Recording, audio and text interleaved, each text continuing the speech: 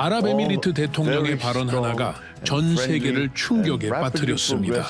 지금 당장 중국 무기들을 파괴하시오.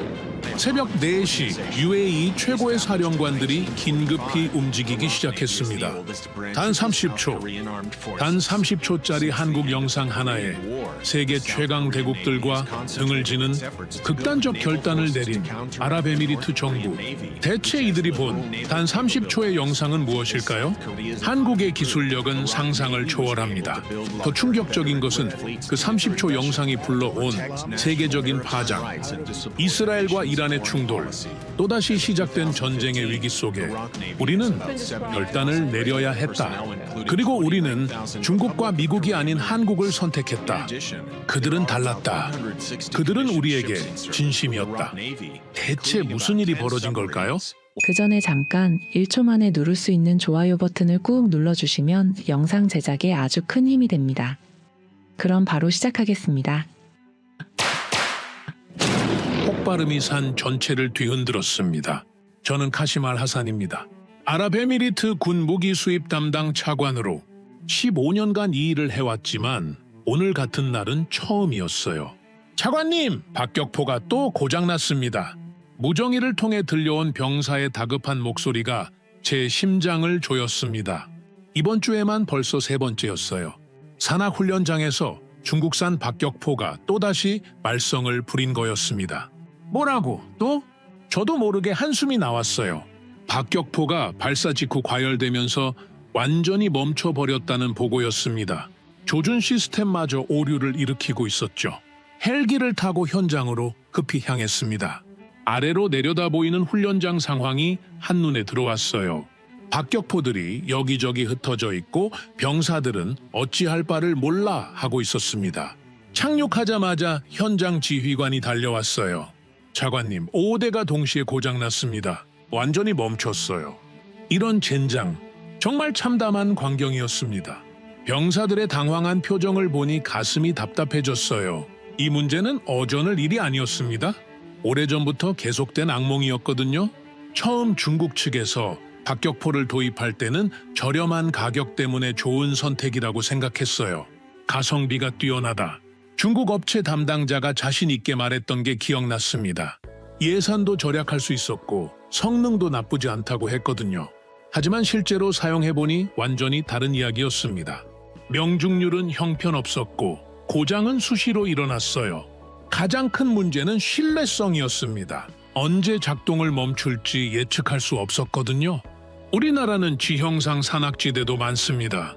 험한 산악 지형에서 정확한 화력 지원이 없으면 병사들의 생명이 위험해져요. 저기 높은 곳에 숨어 있을 때 정밀하게 타격할 수 있는 무기가 반드시 필요했습니다. 차관님, 이대로는 실전에서 쓸 수 없습니다. 현장 지휘관의 말이 뼈 아팠어요. 정말 그랬거든요. 본부로 돌아와서 밤새 대안을 찾아봤습니다. 미국산 박격포도 검토했지만 가격이 우리 예산의 3배나 됐어요. 성능은 확실히 좋았지만 경제적 부담이 너무 컸습니다. 전화벨이 울렸어요. 대통령 직속 군사고문이었습니다. 차관, 상황이 어떻습니까? 솔직히 말씀드리면 최악입니다. 새로운 박격포를 도입해야 합니다. 그럼 어떤 걸로 하겠습니까? 아직 결정하지 못했습니다. 고민 중이에요. 유럽산 박격포들도 살펴봤지만 각각 다른 문제들이 있었어요. 어떤 건 우리 기후에 맞지 않았고 어떤 건 유지 보수가 복잡했습니다.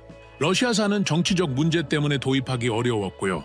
정말 막막했습니다. 어떤 선택을 해야 할지 확신이 서지 않았어요.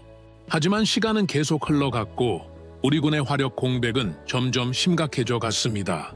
그때 동료 참모가 조심스럽게 다가왔어요. 차관님, 혹시 한국 박격포는 어떠세요? 한국? 처음 들었을 때는 솔직히 반신반의했습니다. 한국이 무기 수출국으로 떠오르고 있다는 건 알고 있었지만 우리가 신뢰하고 쓸 수 있을 만한 수준일까 의문이었거든요. 한국이 박격포를 제대로 만들 수 있나? 최근에 꽤 주목받고 있다고 들었는데요. 한국이 본격적으로 무기를 개발한 지 얼마나 됐다고 전통적인 무기 강국들과 경쟁할 수 있을까요? 중동 지역의 특수한 환경에서도 제대로 작동할지 확신할 수 없었어요. 하지만 지금 상황에서는 모든 가능성을 열어두고 봐야 했어요. 자료 좀 구해봐. 다음날 아침 가져온 한국 박격포 자료를 보고 깜짝 놀랐습니다. 성능 데이터가 생각보다 훨씬 인상적이었거든요. 이게 정말 맞나? 네, 확인해 봤는데 정확한 자료입니다. 하지만 여전히 의심스러웠어요. 데이터상으로는 좋아 보이지만 실제로는 어떨지 직접 확인해 봐야 했습니다. 직접 확인해 봐야겠어. 그때 갑자기 떠오른 아이디어가 있었습니다. 필리핀이 한국 박격포와 미국 박격포를 모두 운용하고 있었거든요. 필리핀에 연락해보자. 이렇게 해서 제 운명을 바꿀 여행 계획이 시작됐습니다. 필리핀 마닐라 공항에 도착했을 때 제 심장은 두근거리고 있었습니다. 습한 열대 공기가 피부에 달라붙었고 낯선 언어들이 귓가에 맴돌았어요. 비공식적으로 추진한 이번 출장이 발각되면 큰 문제가 될 수도 있었거든요. 하지만 더 이상 미룰 수 없었어요. 공항 출구에서 군복을 입은 남자가 저를 찾고 있었습니다. 키가 크고 인상이 날카로운 필리핀 군인이었어요. 알리 차관님이신가요? 그가 정중하게 인사했습니다. 미리 연락해둔 덕분에 조용히 진행할 수 있었어요. 네, 맞습니다. 도움 주셔서 감사합니다. 천만에요. 우리도 무기 성능 비교에 관심이 많거든요. 로드리게스 대령입니다. 그와 악수를 나누며 안도의 한숨을 내쉬었어요. 적어도 첫 관문은 무사히 통과한 셈이었습니다. 검은색 군용 차량을 타고 시험장으로 향하는 동안 마닐라의 복잡한 시내가 창밖으로 스쳐 지나갔어요. 제 머릿속은 온통 복잡한 생각들로 가득했습니다. 과연 한국 박격포가 정말 괜찮을까? 아니면 또 다른 실망만 안겨줄까? 차관님, 긴장하고 계시는군요. 로드리게스 대령이 제 표정을 보고 말했어요. 조금 그렇습니다. 이번 결정이 우리나라에 매우 중요해서요. 이해합니다. 저희도 처음 한국 무기를 검토할 때 비슷했거든요. 차창 밖으로 점점 한적해지는 풍경이 보였어요.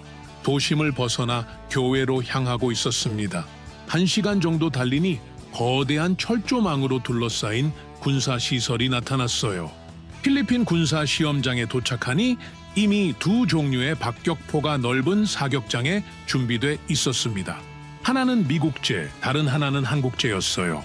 겉모습만 봐도 확실히 달랐습니다. 미국 박격포는 크고 묵직해 보였고 한국 박격포는 상대적으로 컴팩트했어요. 뜨거운 햇살이 내리쬐는 사격장에서 땀이 줄줄 흘렀습니다. 멀리 표적들이 일정한 간격으로 설치돼 있었고 각종 측정 장비들이 곳곳에 배치돼 있었어요. 먼저 미국 박격포부터 시험해 보겠습니다. 필리핀 기술자가 헬멧을 쓰고 다가오며 설명을 시작했어요. 미국 박격포는 확실히 든든해 보였습니다. 두꺼운 포신과 정교한 조준 장치가 인상적이었어요. 하지만 병사들이 준비하는 모습을 보니 시간이 꽤 걸리는 것 같았습니다. 좀 오래 걸리네요. 제가 시계를 보며 말했어요. 벌써 2분이 지났는데도 아직 준비가 끝나지 않았습니다. 내 정밀한 만큼 시간이 좀 필요해요. 조준 시스템을 정확히 맞춰야 하거든요. 기술자의 설명을 들으면서도 제 마음은 조급해졌어요. 실전에서 5분이라는 시간은 너무 길었거든요. 드디어 발사가 시작됐습니다. 첫 번째 포탄이 날아갔어요. 소리는 확실히 웅장했습니다. 땅이 울리는 것 같았어요. 연달아 2발이 더 발사됐습니다. 1분에 3발 정도군요. 제가 중얼거렸어요. 명중률도 나쁘지 않아 보였습니다. 표적 근처에 연기가 피어오르는 걸 보니 어느 정도는 맞춘 것 같았어요. 성능은 확실히 좋네요. 그런데 가격이? 제가 혼잣말을 하고 있을 때 기술자가 다가왔어요. 이제 한국 박격포를 봅시다. 한국 박격포 앞에 섰을 때 첫인상은 의외였습니다. 미국제보다 훨씬 세련돼 보였어요. 더 컴팩트하면서도 뭔가 정교한 느낌이었습니다. 표면도 매끈하고 각 부품들이 정말 정밀하게 만들어진 것 같았어요. 병사들이 한국 박격포 준비를 시작했습니다. 그런데 놀라운 일이 벌어졌어요. 벌써 준비 끝났나요? 시계를 확인해보니 겨우 30초밖에 안 지났는데 병사들이 준비 완료 신호를 보냈습니다. 네, 30초면 충분해요. 구조가 단순하면서도 효율적으로 설계됐거든요. 정말 믿기지 않았어요. 미국 박격포가 5분 걸렸던 준비를 30초 만에 끝낸 거였습니다. 이게 가능한 일인가 싶었어요. 이제 발사해 보겠습니다. 조금 뒤로 물러나 주세요. 기술자의 말에 따라 안전거리로 물러났습니다. 제 심장이 다시 두근거리기 시작했어요. 잠깐, 뭐야 이거? 제 눈을 의심했어요. 연속으로 터져 나오는 포격 소리에 귀가 먹먹해질 정도였습니다. 1분 동안 8발을 발사한 거였어요.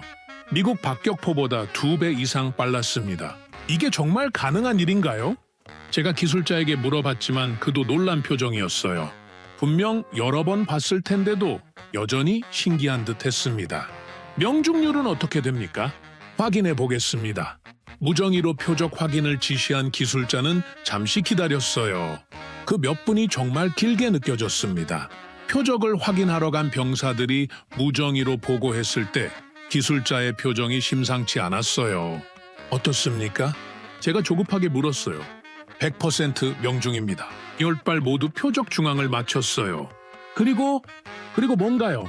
사거리가 미국 박격포보다 200m 더 나갑니다. 뭐라고? 제가 깜짝 놀라서 소리쳤어요.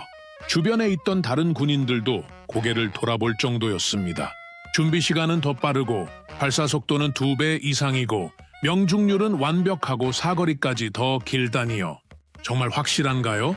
혹시 측정 오류는 아닌가요? 네, 3번 확인했습니다. 틀림없어요. 제 머릿속이 하얗게 변했어요. 이런 성능 차이가 가능한 건가요? 한국 기술력이 정말 이 정도까지 올라온 건가요? 그때 필리핀 무기 수입 담당관이 제게 다가왔어요. 중년의 군인이었는데 얼굴에 깊은 주름이 패인 게 베테랑 같아 보였습니다. 표정이 진지했어요. 알리 차관님, 잠깐 얘기 좀 할까요? 네, 물론이죠. 우리는 사격장에서 떨어진 조용한 막사로 자리를 옮겼어요. 에어컨이 없어서 더웠지만 대화하기에는 적당했습니다. 솔직히 말씀드리겠습니다. 저희도 처음에는 한국 무기를 믿지 못했어요. 그가 물 한 잔을 건네며 말했어요. 그러셨군요. 당연하죠.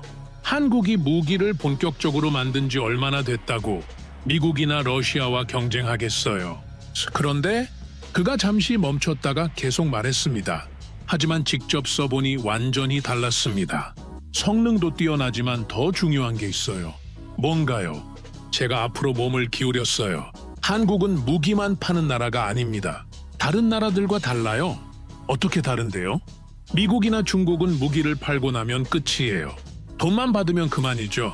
하지만 한국은 달라요. 국가 간의 신뢰와 파트너십을 더 중요하게 여기는 진심이 가득한 나라거든요. 제가 고개를 끄덕이자 그가 눈을 반짝이며 계속 말했어요. 우리가 문제가 생기면 한국에서는 바로 기술자들이 날아와요. 24시간 안에 말이죠. 그리고 해결될 때까지 함께 있어줍니다. 심지어 주말에도 와요. 정말인가요? 네, 정말이에요. 지난번에 태풍 때문에 장비가 고장났는데 한국 기술자들이 폭우 속에서도 와서 고쳐줬어요. 이게 바로 한국의 진짜 강점입니다. 그 말을 듣고 제 마음속에 뭔가 확신이 생기기 시작했어요. 단순히 무기 성능만의 문제가 아니었습니다. 또 다른 장점이 있나요? 가격도 합리적이에요. 성능 대비 가격이 정말 좋아요. 미국 박격포 가격의 절반 정도면 더 좋은 성능을 얻을 수 있거든요. 제가 놀라자 그가 웃으며 말했어요. 알리 차관님, 한국을 믿어보세요. 후회하지 않을 겁니다. 저희가 보증합니다. 호텔로 돌아가는 길에 제 머릿속은 정말 복잡했어요. 택시 창밖으로 마닐라의 야경이 흘러갔지만 정신이 없었습니다. 오늘 본 시험 결과가 계속 떠올랐거든요.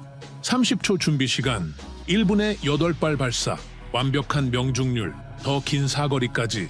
이게 정말 사실일까? 혼자서 중얼거렸어요. 너무 좋아서 믿기지 않을 정도였거든요. 마치 꿈을 꾸는 것 같았습니다. 호텔방에서 보고서를 작성하면서도 손이 떨렸어요.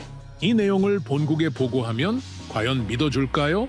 다음 날 아침 공항으로 향하면서 제 마음은 이미 결정돼 있었어요. 하지만 문제는 우리나라 군 고위층을 설득하는 일이었습니다. 과연 이들이 한국 박격포를 받아들일까요? 비행기 안에서 창밖을 바라보며 생각했어요. 이번 결정이 우리나라 군사력에 얼마나 큰 변화를 가져올지, 그리고 제 운명까지 바꿀지 말이에요.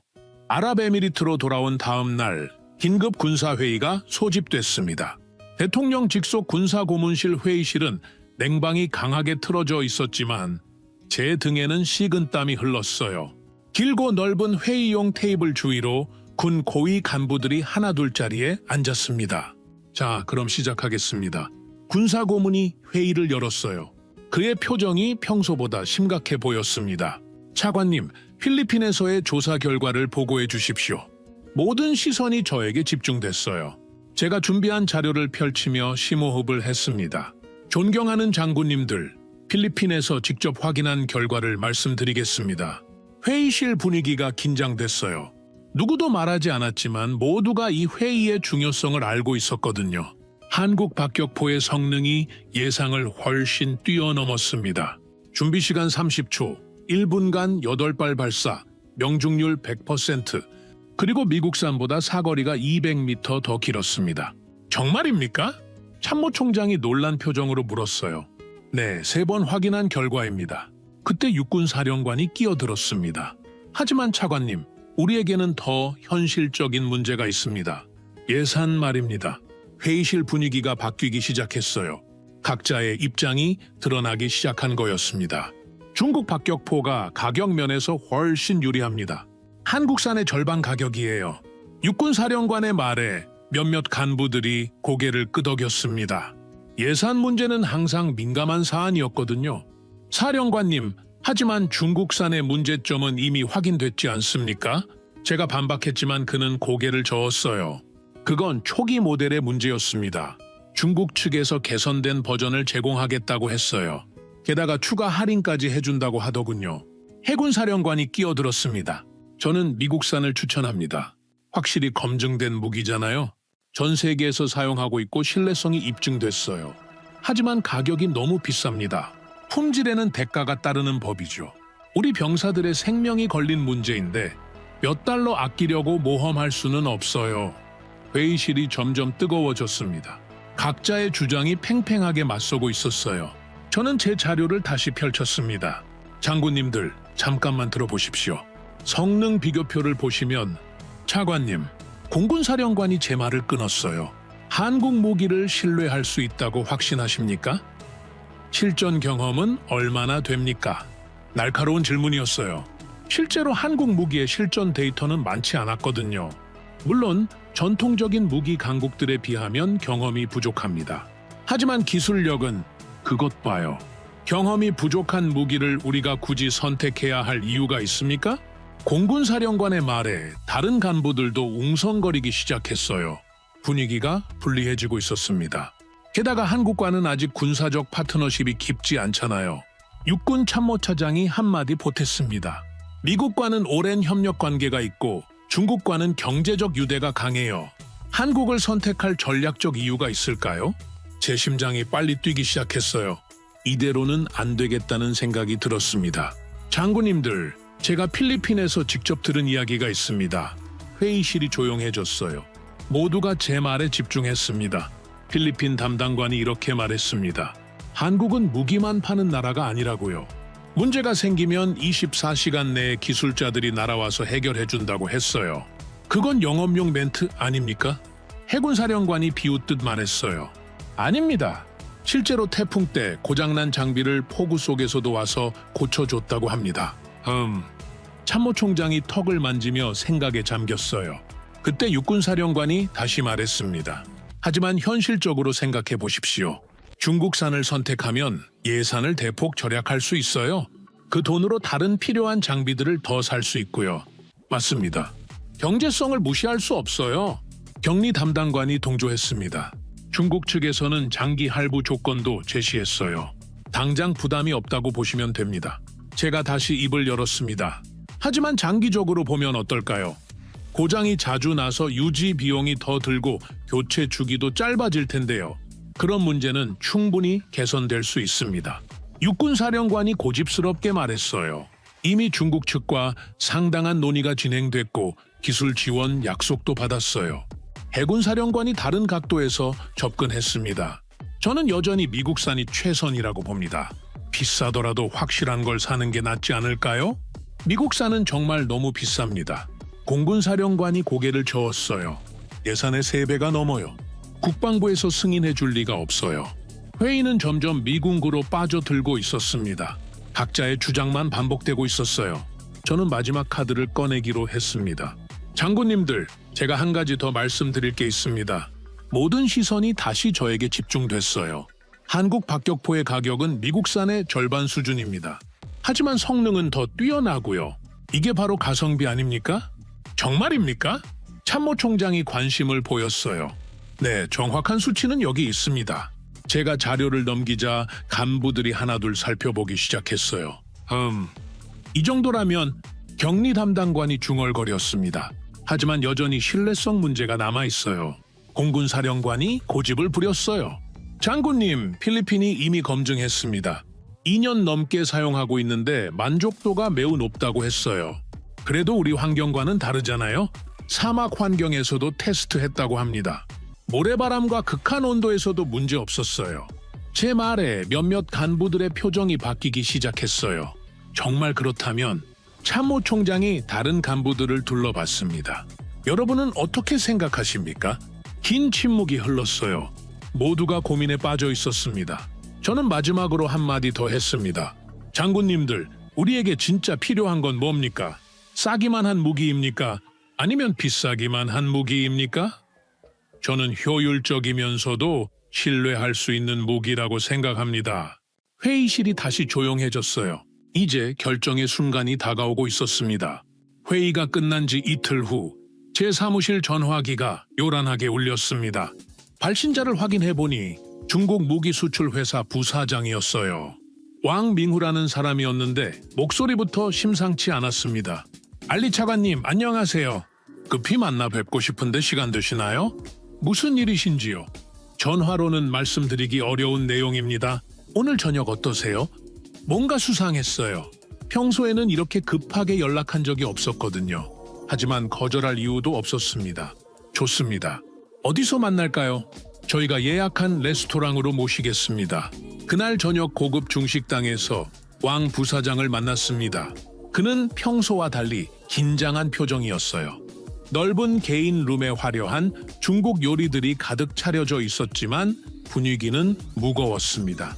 차관님, 저희가 제안할 특별한 조건이 있습니다. 어떤 조건인가요?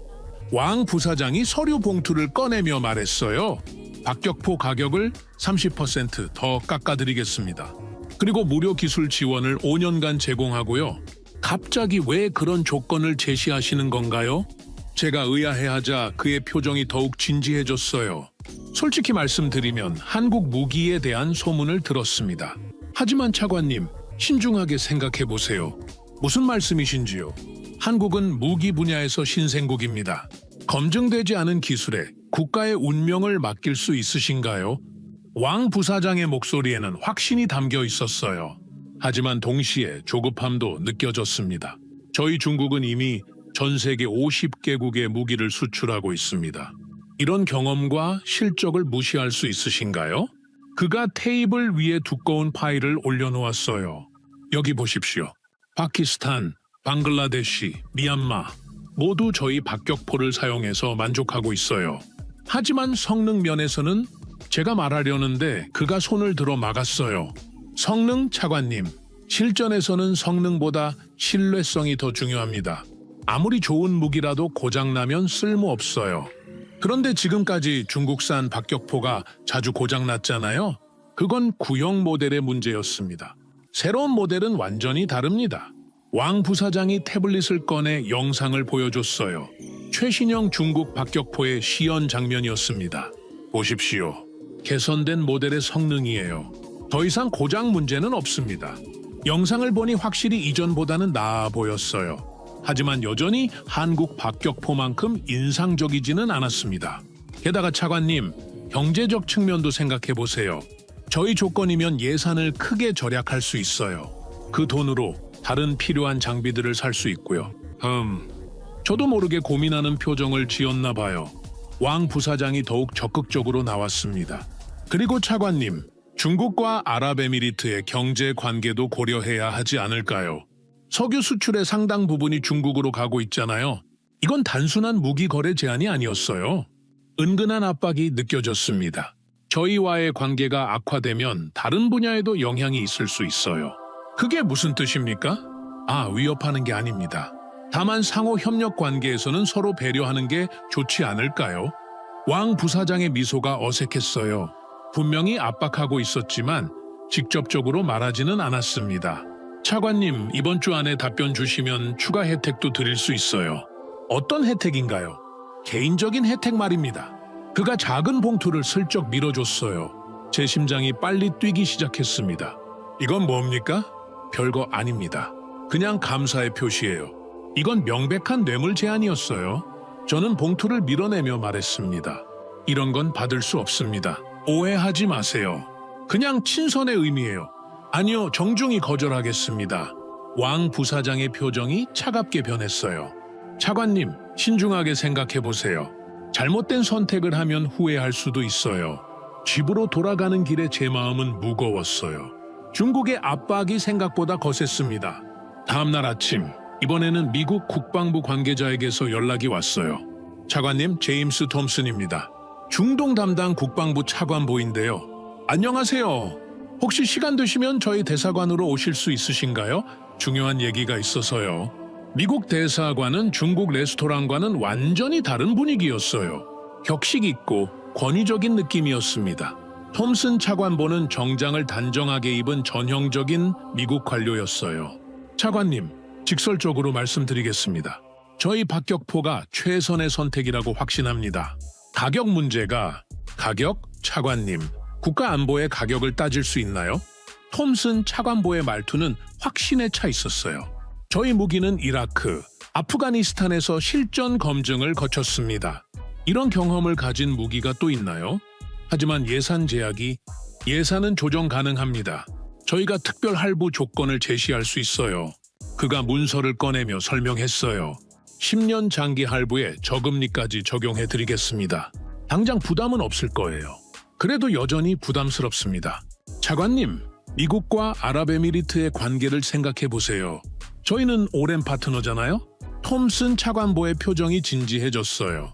이란 위협에 대응하는데도 저희 협력이 필요하지 않나요?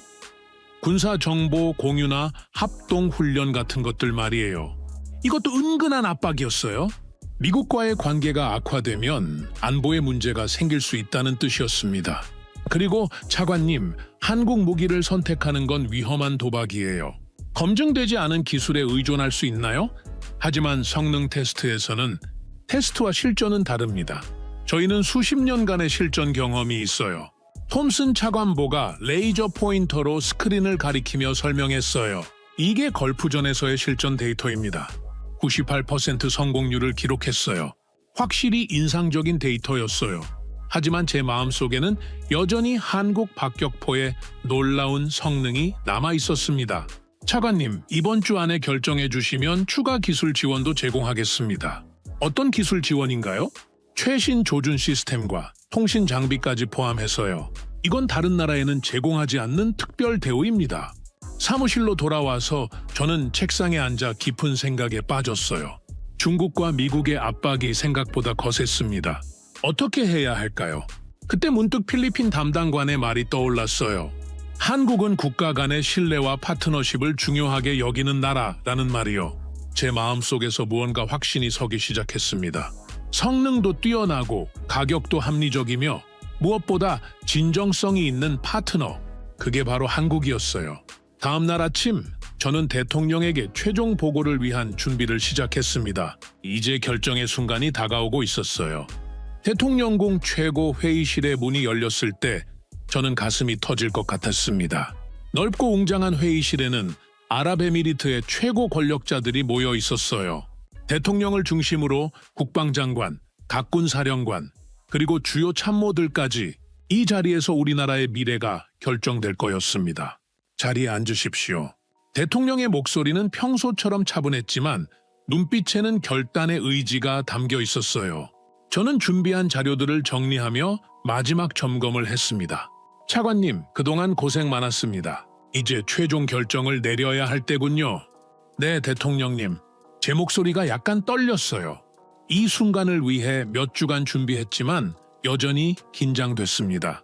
먼저 각 옵션을 정리해서 말씀해 주십시오. 네, 말씀드리겠습니다. 저는 스크린을 켜고 준비한 프레젠테이션을 시작했어요. 첫 번째는 중국산 박격포입니다. 가격이 가장 저렴하고 추가 할인까지 제공하겠다고 했습니다. 성능은 어떻습니까? 국방장관이 질문했어요. 개선됐다고 하지만 여전히 신뢰성에 문제가 있을 것으로 보입니다. 준비 시간도 길고 발사 속도도 느려요. 두 번째 옵션은 또 미국산 박격포입니다. 검증된 성능을 자랑하지만 가격이 우리 예산의 3배에 달합니다. 대통령이 고개를 끄덕였어요. 그리고 세 번째가 한국산이군요. 네, 맞습니다. 성능은 가장 뛰어나고 가격은 미국산의 절반 수준입니다. 그때 육군사령관이 끼어들었습니다. 하지만 대통령님, 한국은 무기 분야에서 신생국입니다. 과연 신뢰할 수 있을까요? 사령관님의 우려도 이해합니다. 저는 침착하게 대답했어요.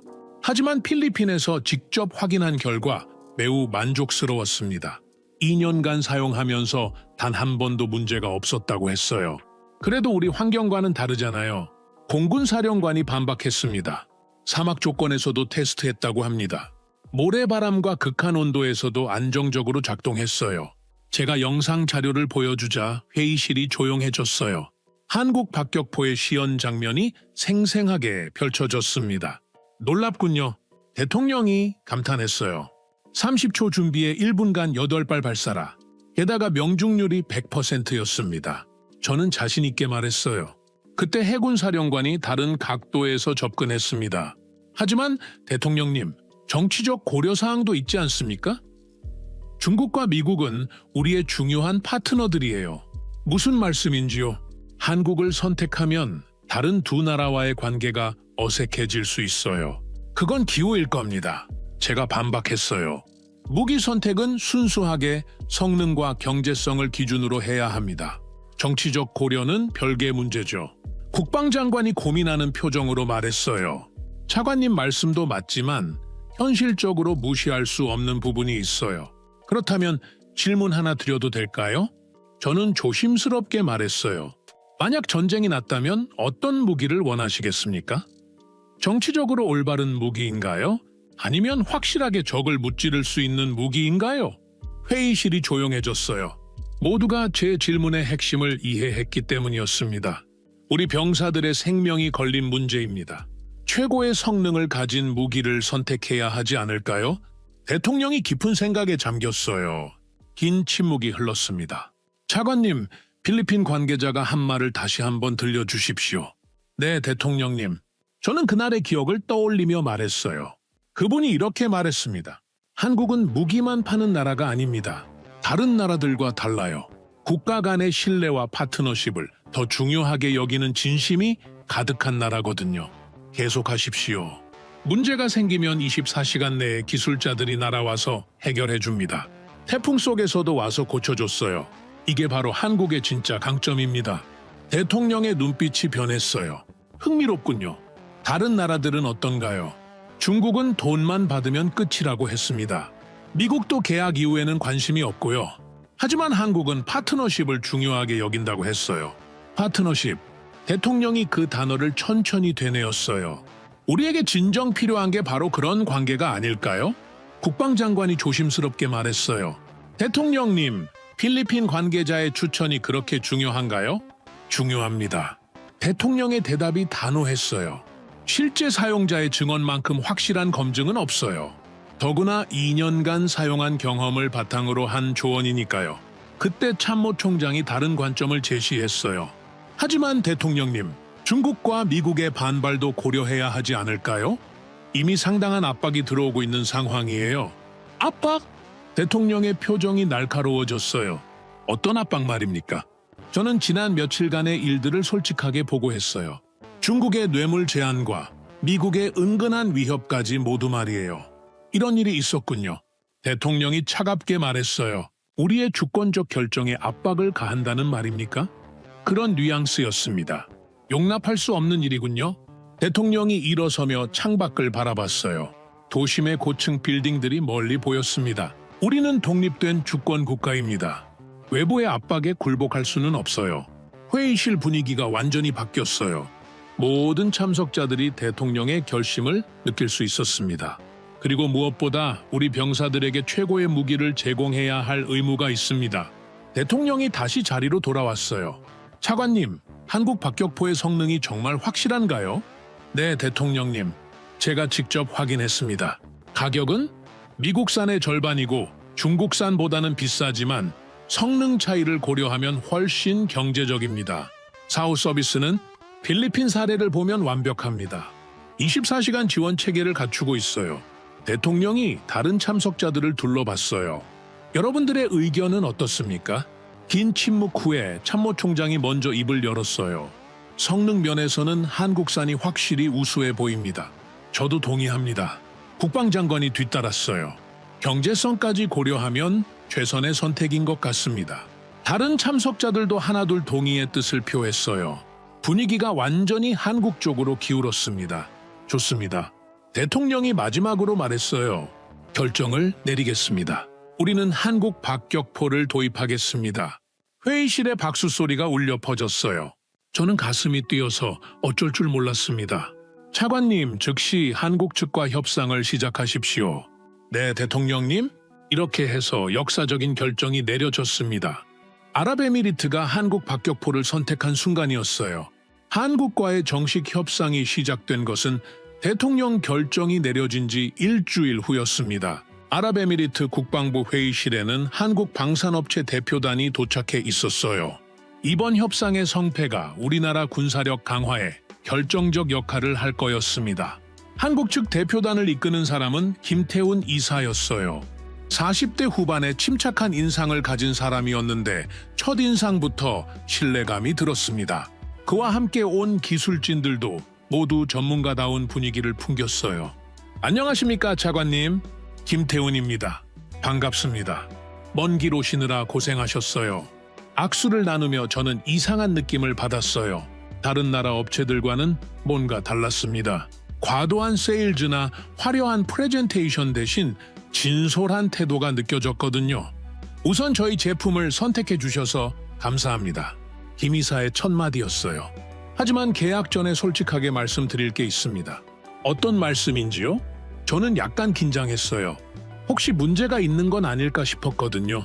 저희 박격포도 완벽하지는 않습니다. 몇 가지 개선할 점들이 있어요. 이 말을 듣고 저는 깜짝 놀랐어요. 자사 제품의 단점을 먼저 얘기하는 업체는 처음 봤거든요.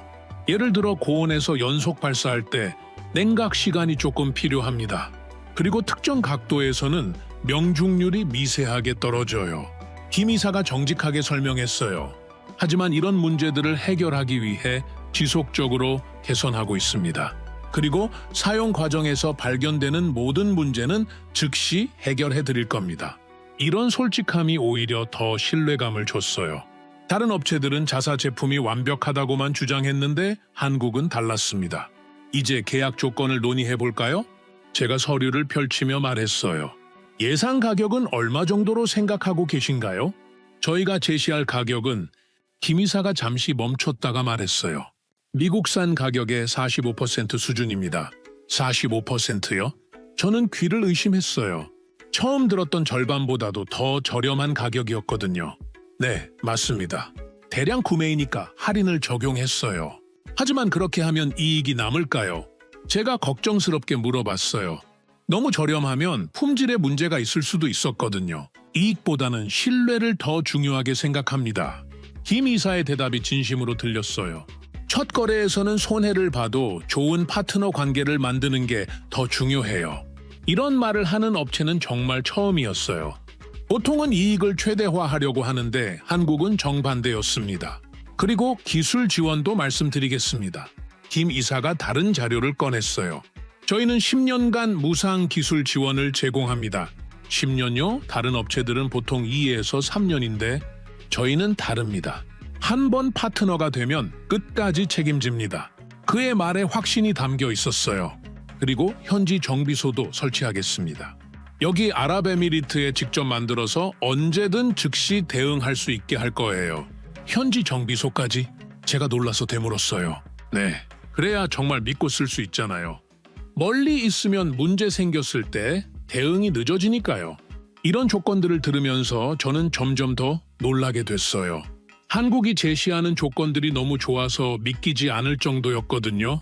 혹시 다른 추가 비용이 있나요? 저는 조심스럽게 물어봤어요. 처음에는 싸게 하고 나중에 추가 비용을 청구하는 경우가 많았거든요. 일체 없습니다. 여기 명시된 가격이 전부예요. 김 이사가 단호하게 말했어요. 교육비, 설치비, 초기 정비비까지 모두 포함된 가격입니다. 정말입니까? 네, 계약서에 명시하겠습니다. 숨겨진 비용은 절대 없어요. 그때 한국 측 기술진 중 한 명이 말했어요. 차관님, 저희가 제공할 교육 프로그램도 소개해드릴까요? 네, 들어보겠습니다. 저희는 귀국 군인들을 한국으로 초청해서 3개월간 집중 교육을 시킵니다. 숙식비까지 모두 저희가 부담하고요. 3개월이나요? 네, 완전히 숙달될 때까지 교육합니다. 그리고 교육받은 분들이 다시 현지에서 다른 군인들을 교육할 수 있게 체계적으로 가르쳐 드려요. 이런 조건들을 하나씩 들을 때마다 제 마음속에는 의문이 커져갔어요. 도대체 왜 이렇게까지 좋은 조건을 제시하는 걸까요? 김 이사님, 솔직히 궁금한 게 있습니다. 무엇이든 물어보세요. 왜 이렇게까지 좋은 조건을 제시하시는 건가요? 다른 업체들과는 완전히 다르잖아요. 김 이사가 잠시 생각하더니 진지한 표정으로 말했어요. 저희는 단순히 무기를 파는 게 아닙니다. 진정한 파트너 관계를 만들고 싶어요. 파트너 관계요? 네, 아랍에미리트가 성공해야 저희도 성공하는 거예요. 그래서 최선의 조건을 드리는 겁니다. 하지만 그러면 당장 손해를 보시잖아요. 단기적으로는 그럴 수 있어요. 하지만 장기적으로 보면 서로에게 도움이 됩니다. 김 이사의 말에는 진심이 담겨 있었어요. 저희는 돈보다는 신뢰를 중요하게 생각해요. 한번 신뢰 관계가 만들어지면 그게 가장 큰 자산이거든요. 이 말을 듣고 저는 가슴 한편이 뜨거워지는 걸 느꼈어요. 정말 진심으로 파트너십을 생각하는구나 싶었거든요. 그리고 또 하나 제안 드릴 게 있습니다. 김 이사가 다른 자료를 꺼냈어요. 저희가 차세대 박격포를 개발하고 있는데 아랍에미리트와 공동 개발하면 어떨까요? 공동 개발요? 네, 귀국의 군사적 요구사항을 반영해서 함께 만들어가는 거예요. 그러면 더욱 맞춤형 무기를 만들 수 있어요. 이건 정말 놀라운 제안이었어요. 기술 이전까지 포함된 거였거든요. 하지만 그러면 기술이 유출되는 거 아닌가요? 괜찮습니다. 진정한 파트너라면 기술도 함께 나눠야죠. 김 이사의 말에 저는 정말 감동받았어요. 이런 업체는 정말 처음이었거든요. 그리고 마지막으로 하나 더 있습니다. 또 뭔가요? 만약 저희 제품에 만족하지 못하시면 언제든 계약을 취소할 수 있어요. 위약금도 없고요. 정말입니까? 네, 그만큼 저희 제품에 자신이 있어요. 그리고 억지로 파는 건 진정한 파트너십이 아니잖아요. 이 모든 조건들을 들으면서 저는 완전히 감동받았어요. 한국이 정말 다른 나라와는 차원이 다르다는 걸 깨달았거든요. 김 이사님 정말 감사합니다. 천만에요. 저희야말로 좋은 파트너를 만나게 돼서 기뻐요. 회의가 끝나고 나서 저는 혼자 남아서 생각에 잠겼어요. 한국의 이런 진심 어린 태도가 정말 놀라웠습니다. 단순히 돈을 벌려는 게 아니라 진정한 관계를 만들려고 하는 게 느껴졌거든요. 이제 확신이 섰어요. 한국을 선택한 게 정말 올바른 결정이었다는 걸 말이에요. 계약 체결 후 2달이 지났을 때 드디어 한국에서 박격포들이 도착했습니다. 아부다비 군사기지에 도착한 박격포들을 직접 보는 순간 제 가슴이 두근거렸어요. 이제 정말 실전에서 사용해볼 차례였거든요. 차관님, 박격포 인수 점검을 시작하겠습니다. 현장 책임자인 알마지드 대령이 보고했어요. 그는 20년 경력의 베테랑 포병 장교였습니다. 네, 시작하세요. 첫 번째 박격포 포장을 뜯는 순간부터 분위기가 달랐어요. 포장 상태부터가 정말 깔끔하고 체계적이었습니다. 각 부품마다 세심하게 포장돼 있었고 설명서도 아랍어로 번역돼 있었어요. 와, 이거 봐요. 병기 정비사인 사이드가 감탄했어요. 부품 하나하나가 정말 정교하게 만들어졌네요.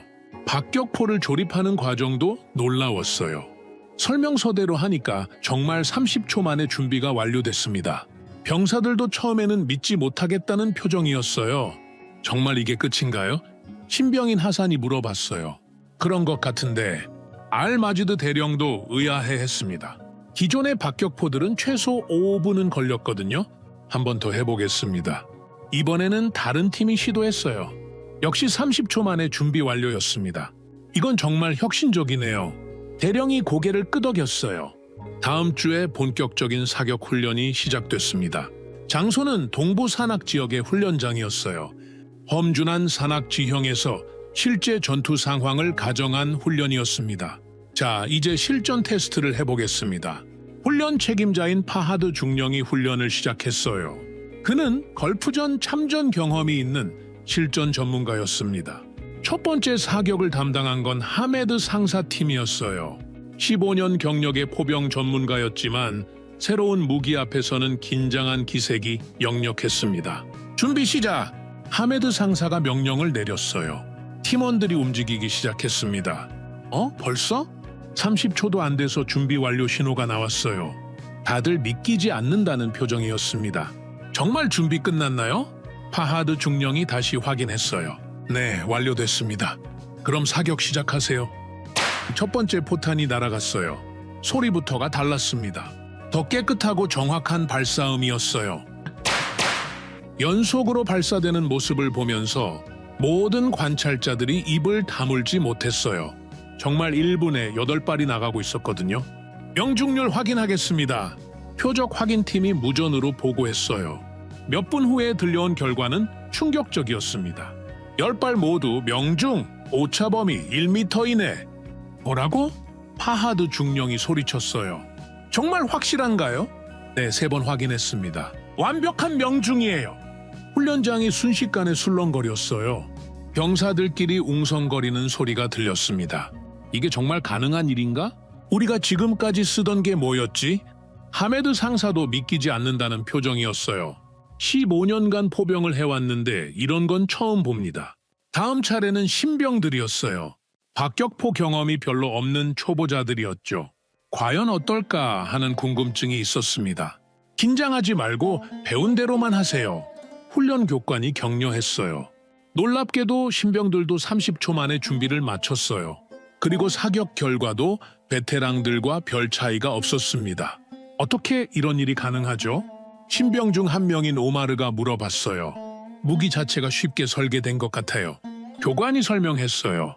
복잡한 조작이 필요 없도록 만들어졌어요. 누구나 쉽게 쓸 수 있게 말이죠. 일주일간의 집중 훈련이 끝났을 때 모든 병사들의 반응은 한결같았어요. 완전한 만족과 감탄이었습니다. 자관님, 정말 대단한 무기를 들여오셨네요. 알마지드 대령이 감격한 목소리로 말했어요. 저도 놀랐습니다. 이 정도일 줄은 몰랐어요. 제 자신도 예상보다 훨씬 뛰어난 성능에 깜짝 놀랐거든요. 병사들 반응이 어떤가요? 모두 만족해합니다. 특히 신병들이 금방 익혔다는 게 놀라워요. 그때 훈련에 참가했던 병사들이 모여들었어요. 차관님, 정말 감사합니다. 하메드 상사가 대표로 말했어요. 이런 무기가 있다는 걸 꿈에도 몰랐어요. 왜 그렇게 좋은가요? 제가 궁금해서 물어봤어요. 일단 준비가 빨라요. 적이 우리를 발견하기 전에 사격할 수 있어요. 그리고 명중률이 정말 좋아요. 다른 병사가 끼어들었어요. 한 발 한 발이 정확하게 맞으니까 탄약도 절약되고요. 무엇보다 고장이 안 나요. 오마르가 말했어요. 일주일 내내 썼는데 단 한 번도 문제 없었어요. 병사들의 이런 반응을 보면서 저는 정말 감동했어요.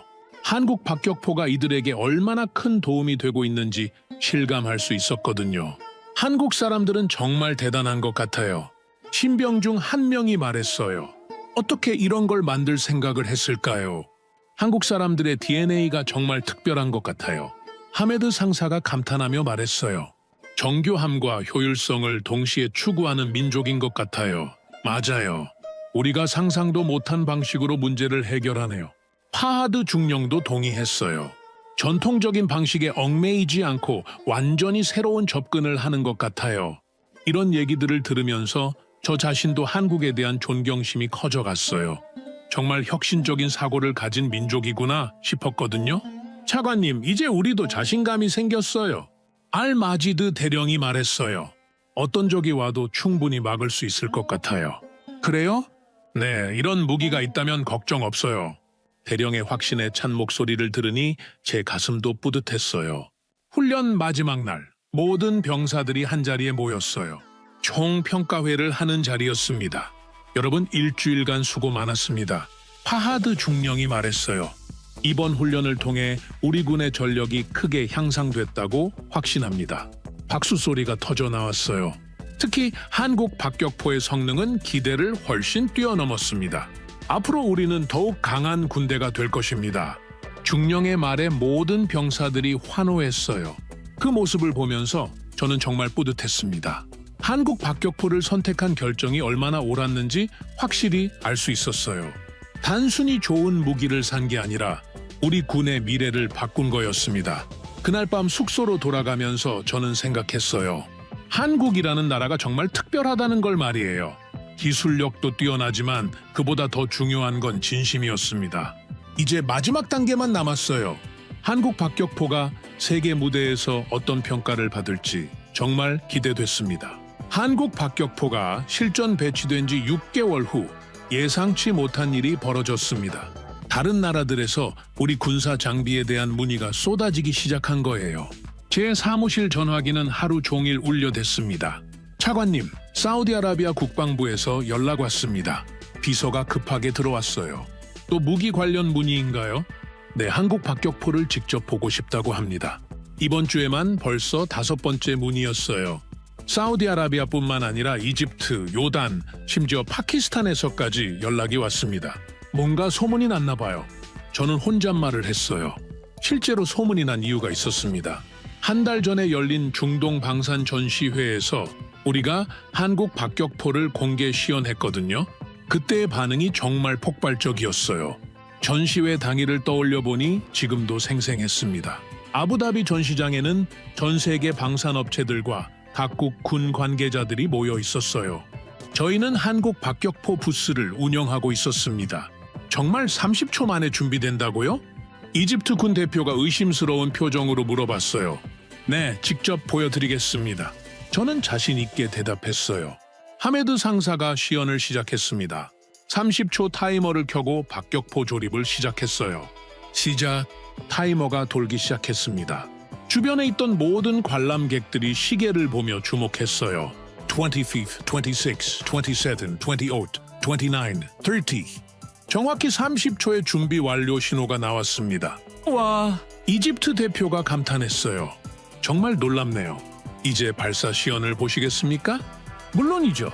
사격장으로 이동한 관람객들은 200여 명이 넘었어요. 각국 군 관계자들뿐만 아니라 방산업체 관계자들까지 모두 몰려왔습니다. 1분간 몇 발이나 발사되는지 보세요. 제가 마이크를 잡고 설명했어요. 1분 동안 정확히 10발이 발사됐습니다. 관람객들의 입에서 감탄사가 터져 나왔어요.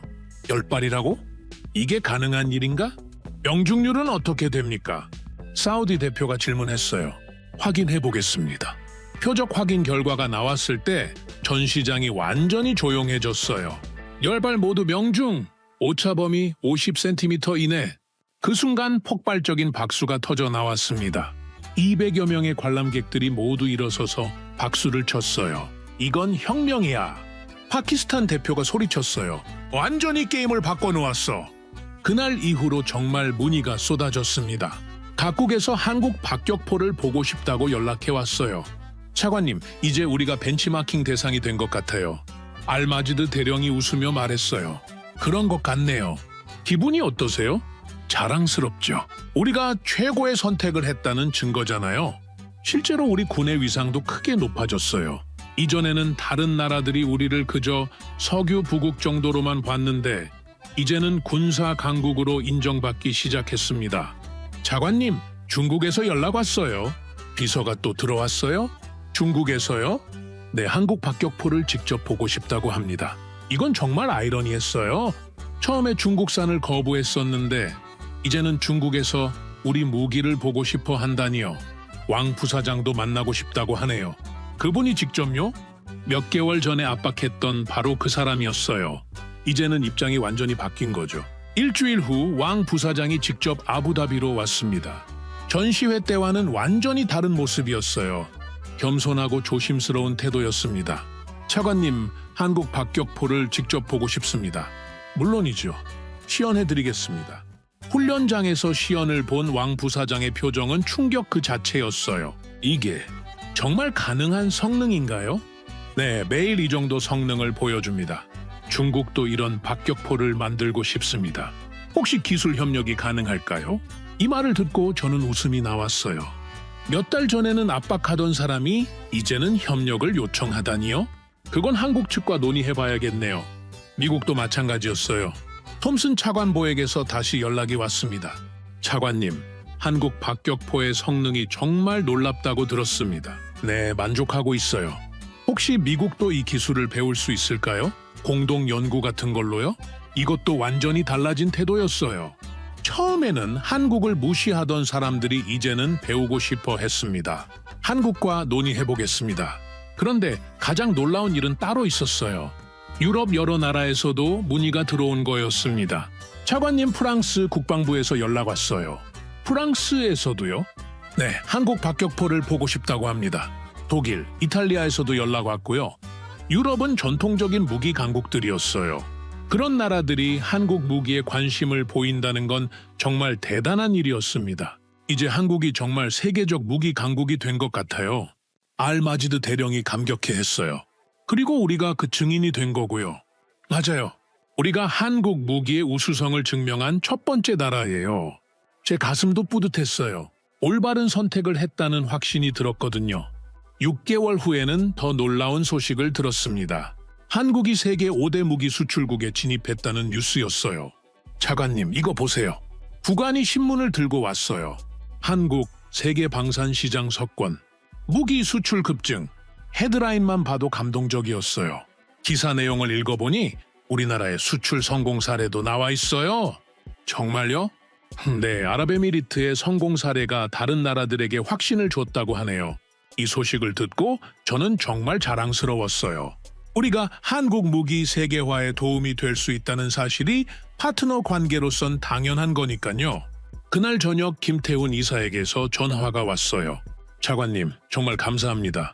저야말로 감사하죠. 최고의 무기를 주셔서요. 차관님 덕분에 한국 무기가 세계적으로 인정받게 됐어요. 당연한 결과였어요. 성능이 뛰어나니까요. 앞으로도 계속 좋은 파트너 관계 유지하겠습니다. 저희도 마찬가지예요. 전화를 끊고 나서 저는 창밖을 바라봤어요. 아부다비의 야경이 아름답게 펼쳐져 있었습니다. 몇 달 전까지만 해도 한국은 무기 분야에서 신생국이었어요. 하지만 이제는 세계가 인정하는 무기 강국이 됐습니다. 그리고 우리 아랍에미리트가 그 역사의 증인이 된 거죠. 한국 사람들의 DNA는 정말 특별한 것 같아요. 혼자서 중얼거렸어요.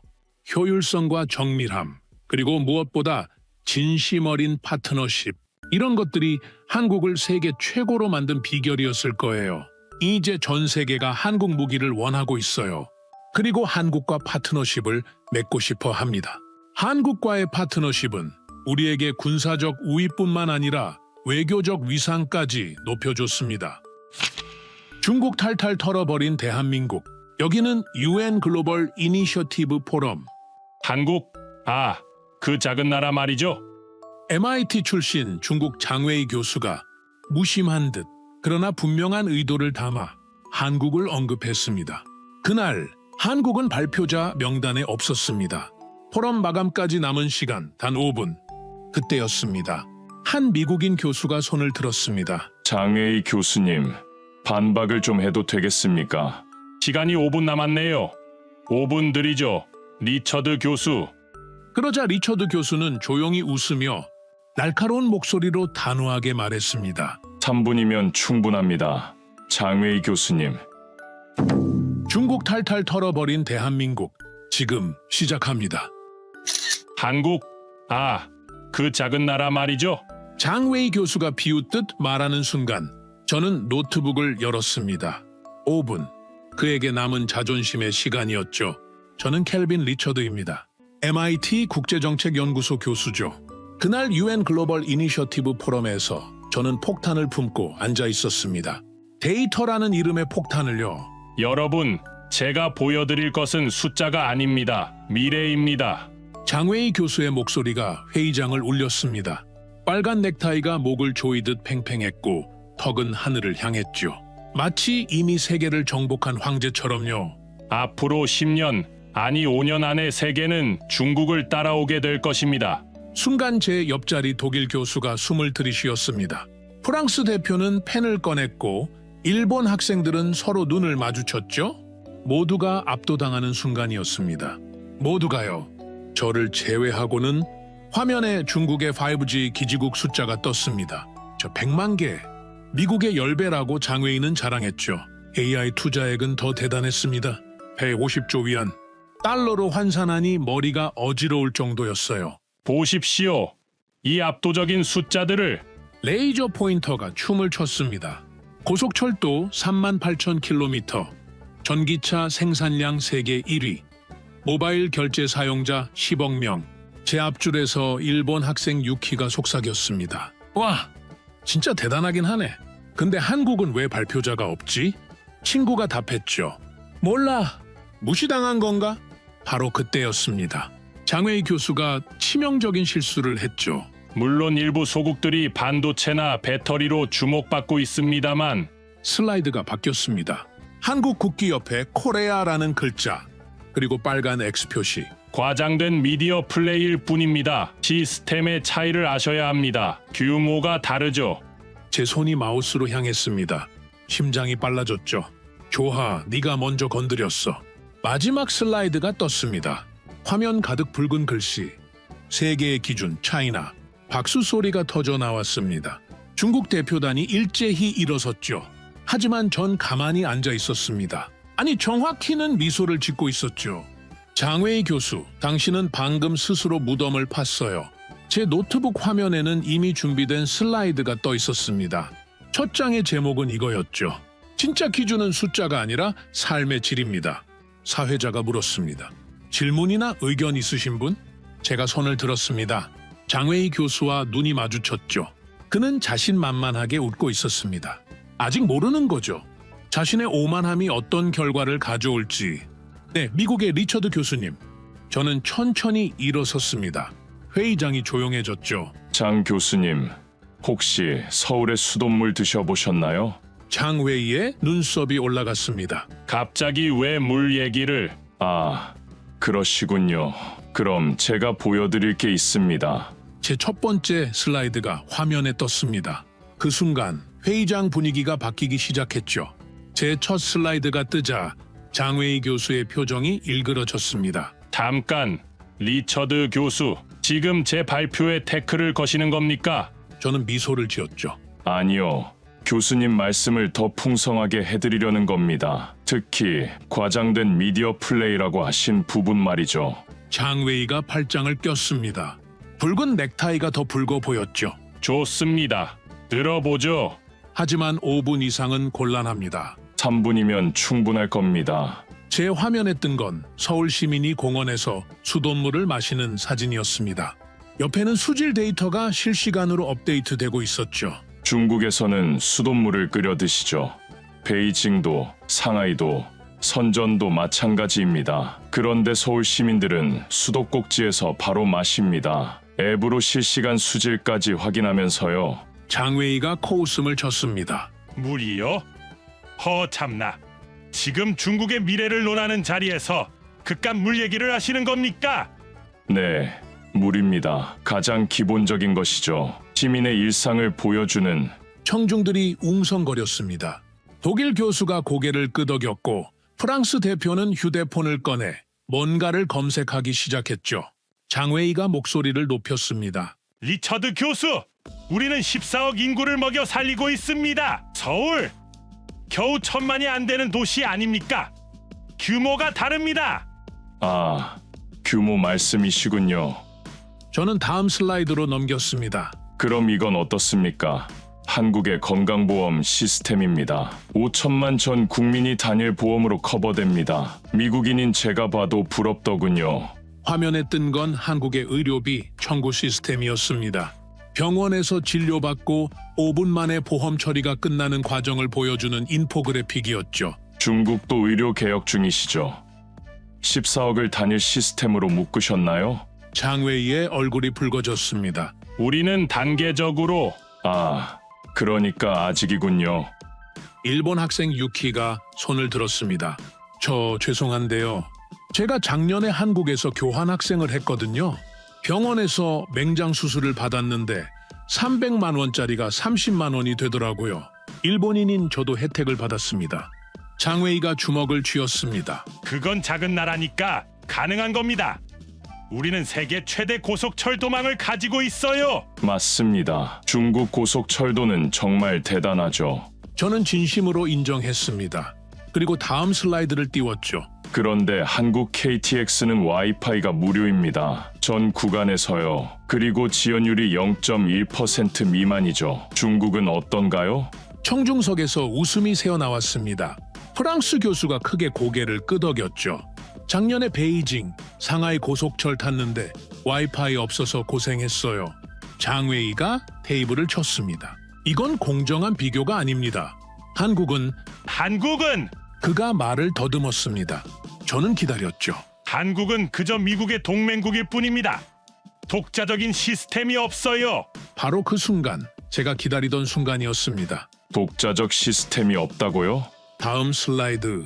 삼성과 SK하이닉스의 메모리 반도체 점유율 그래프가 떴습니다. 전 세계 메모리 반도체의 70%를 한국이 만듭니다. 교수님 주머니 속 화웨이 폰에도 한국 메모리가 들어있을 겁니다. 장웨이가 주머니에 손을 넣었다가 멈췄습니다. 그리고 전기차 배터리요? 교수님이 자랑하신 중국 전기차 절반 이상이 LG에너지솔루션과 SK온 배터리를 씁니다. 심지어 테슬라 상하이 공장도요. 회의장이 술렁였습니다. 중국 대표단이 서로 수군거렸죠. 장웨이가 자리에서 벌떡 일어났습니다. 그래서 뭐가 어떻다는 겁니까? 부품 몇 개 만든다고 시스템을 주도한다고 할 수 있습니까? 부품 몇 개요? 저는 웃음을 참을 수 없었습니다. 교수님, 두뇌 없는 몸이 움직일 수 있나요?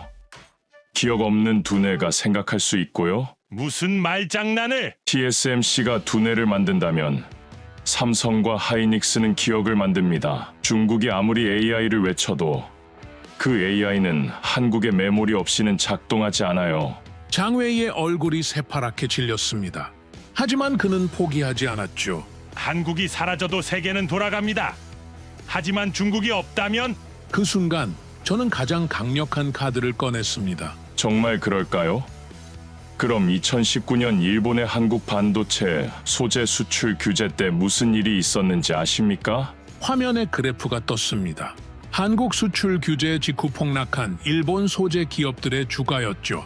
일본이 한국을 압박하려 했지만 결국 자기들이 더 큰 손해를 봤습니다. 왜일까요? 한국이 없으면 그들의 소재도 쓸모 없어지니까요. 독일 교수가 손을 들었습니다. 리처드 교수 말이 맞습니다. 우리 자동차 산업도 한국 배터리와 반도체 없이는 미래차를 만들 수 없어요. 일본 학생도 거들었죠. 소니 플레이스테이션도 삼성 SSD 없으면 못 만듭니다. 장웨이 교수는 말을 잃었습니다. 하지만 저는 아직 시작도 하지 않았죠. 교수님, 진짜 한국의 힘을 보여드릴까요? 회의장 분위기가 완전히 바뀌었습니다. 장웨이 교수는 여전히 서 있었지만 아까의 당당함은 사라졌죠. 저는 조용히 물었습니다. 교수님, 서울의 밤거리를 걸어보신 적 있으신가요? 장웨이가 인상을 찌푸렸습니다. 갑자기 왜 관광 얘기를? 아니요, 안전 얘기입니다. 다음 슬라이드를 띄웠습니다. 서울 강남역 새벽 2시 사진이었죠. 젊은 여성들이 혼자 거리를 걷고 있었습니다. 새벽 2시입니다. 여성 혼자 다니고 있죠. 상하이나 베이징에서 가능한가요? 청중석에서 한 여성이 큰 소리로 말했습니다. 불가능하죠. 저는 파리에서 왔는데 파리에서도 무서워요. 근데 서울은 정말 안전하더라고요. 장웨이가 반박했습니다. 중국도 치안이 좋습니다. CCTV가 도시 전체를 네, 중국 CCTV 많죠. 감시용으로요. 제가 끼어들었습니다. 하지만 한국은 다릅니다. 시민을 감시하는 게 아니라 보호하는 시스템이죠. 게다가 새로운 화면이 떴습니다. 스마트폰 앱 화면이었죠. 한국 여성들은 안심이 앱을 씁니다. 위험할 때 버튼 하나로 경찰에 신고가 되고 GPS로 위치가 전송됩니다. 작년 한 해 이 앱으로 구조된 사람이 3,000명이 넘습니다. 일본 학생 유키가 또 손을 들었습니다. 맞아요. 제 한국 친구들도 다 쓰더라고요. 일본에도 이런 거 있었으면 장웨이가 주먹을 불끈 쥐었습니다. 그런 사소한 것들로 사소하다고요? 제 목소리가 차가워졌습니다. 시민의 안전이 사소한 겁니까? 그럼 이건 어떻습니까? 다음 슬라이드. 한국의 응급의료 시스템이 나타났습니다. 한국은 응급 환자가 발생하면 평균 7분 안에 구급차가 도착합니다. 그리고 스마트폰 앱으로 가장 가까운 응급실 현황을 실시간으로 볼 수 있죠. 병상이 있는지, 의사가 대기 중인지까지. 독일 교수가 감탄했습니다. 오 마이 갓. 우리나라도 이런 시스템이 필요해요. 작년에 베를린에서 구급차 기다리다가 1시간 걸렸거든요. 장회의가 테이블을 내리쳤습니다. 됐습니다. 인정하죠. 한국이 몇 가지 잘하는 게 있다고. 하지만 그게 다입니까? 우리는 우주 정거장을 만들고 있습니다. 우주 정거장이요? 저는 미소를 지었습니다. 훌륭하죠. 그런데 교수님, 우주에서도 카카오톡 됩니까? 청중들이 웃음을 터뜨렸습니다. 농담이 아닙니다. 한국은 지하철 터널 안에서도, 산 꼭대기에서도, 심지어 비행기 안에서도 인터넷이 됩니다. 전 국민이 초고속 인터넷으로 연결되어 있죠. 화면이 바뀌었습니다. 세계 인터넷 속도 순위였죠. 한국이 압도적 1위였습니다. 인터넷 속도만이 아닙니다. 한국은 전 세계에서 유일하게 지하철 전 구간 5G가 터지는 나라죠. 교수님이 자랑하신 중국 5G, 베이징 지하철에서는 어떤가요? 장웨이의 얼굴이 점점 어두워졌습니다. 우리도 곧 고지요. 한국은 이미 10년 전부터 지하철에서 와이파이를 무료로 제공했습니다. 프랑스 교수가 고개를 저었습니다. 파리 지하철은 아직도 전화도 잘 안 터져요. 한국이 부럽네요. 저는 계속했습니다. 그리고 이걸 보세요. 새로운 슬라이드가 떴습니다. 할머니가 스마트폰으로 병원 예약을 하는 모습이었죠. 한국의 70대 노인 스마트폰 사용률은 80%가 넘습니다. 디지털 소외계층이 거의 없다는 뜻이죠. 중국은 어떤가요? 농촌 지역 노인들이 위챗페이로 결제할 수 있나요? 장웨이가 말을 더듬었습니다. 그건 시간이 필요한 문제입니다. 맞습니다. 시간이 필요하죠. 하지만 한국은 이미 도착했습니다. 저는 결정타를 날렸습니다. 교수님이 말씀하신 시스템의 차이요. 맞습니다. 확실히 다르죠? 중국은 정부가 시민을 이끌지만 한국은 시민이 나라를 이끕니다. 회의장이 조용해졌습니다. 그때 한 미국인 교수가 말했죠. 흥미로운 지적입니다. 실제로 한국의 시민 주도 혁신은 놀라워요. 코로나19 때도 그랬죠. 순간 제 머릿속에 번뜩 떠오른 게 있었습니다. 아, 코로나19. 교수님, 중국이 코로나 발원지였죠. 그때 초기 대응이 장웨이가 버럭 소리쳤습니다. 그건 논란이 있는 문제입니다. 네, 그렇죠. 하지만 논란이 없는 건 한국의 대응입니다. 다음 슬라이드를 띄웠습니다. K방역의 성과였죠. 확진자 동선 공개, 선별진료소, 생활치료센터 모두 한국이 처음 만든 시스템입니다. 그리고 이걸 전 세계가 따라했죠. WHO도 인정했고요. 독일 교수가 크게 고개를 끄덕였습니다. 맞아요. 우리도 한국 모델을 연구했습니다. 특히 투명한 정보 공개가 인상적이었죠. 장웨이의 손이 떨리기 시작했습니다. 그래도 경제 규모는 경제 규모요? 그럼 이제 진짜 이야기를 해볼까요? 혁신의 속도 말입니다. 화면에 새로운 그래프가 떴습니다. 한국 기업들의 혁신 지수였죠. 블룸버그 혁신 지수. 한국이 7년 연속 1위입니다. 2위가 누구죠? 독일입니다. 중국은 16위네요. 장웨이가 비틀거렸습니다. 의자를 잡고 겨우 몸을 지탱했죠. 하지만 저는 멈추지 않았습니다. 이제 시작이었으니까요. 장웨이 교수가 의자에 털썩 주저앉았습니다. 하지만 아직 포기하지 않은 눈빛이었죠. 저는 물 한 잔을 들어 올렸습니다. 교수님, 이 물 한 잔으로 국가의 품격을 볼 수 있다고 생각하십니까? 장웨이가 코웃음 쳤습니다. 이제 철학 강의라도 하시려는 겁니까? 아니요, 현실입니다. 제가 스마트폰을 꺼냈습니다. 앱을 켜자 화면에 실시간 데이터가 떴죠. 이게 서울시 수돗물 품질 앱입니다. 지금 이 순간 제가 사는 동네 수질 데이터예요. 피 7.5잔류염소 0.3팸, 탁도 0.07 NTU 모든 게 실시간으로 공개됩니다. 청중들이 놀라서 웅성거렸습니다. 잠깐, 거기서 더 재미있는 걸 보여드릴게요. 다음 화면을 띄웠습니다. 서울시 정수장 내부 CCTV 화면이었죠. 24시간 실시간 스트리밍 되고 있었습니다. 정수 과정 전체를 시민 누구나 볼 수 있습니다. 뭘 넣는지, 어떻게 처리하는지 모든 게 투명하게 공개되죠. 독일 교수가 경악했습니다. 믿을 수가 없군요.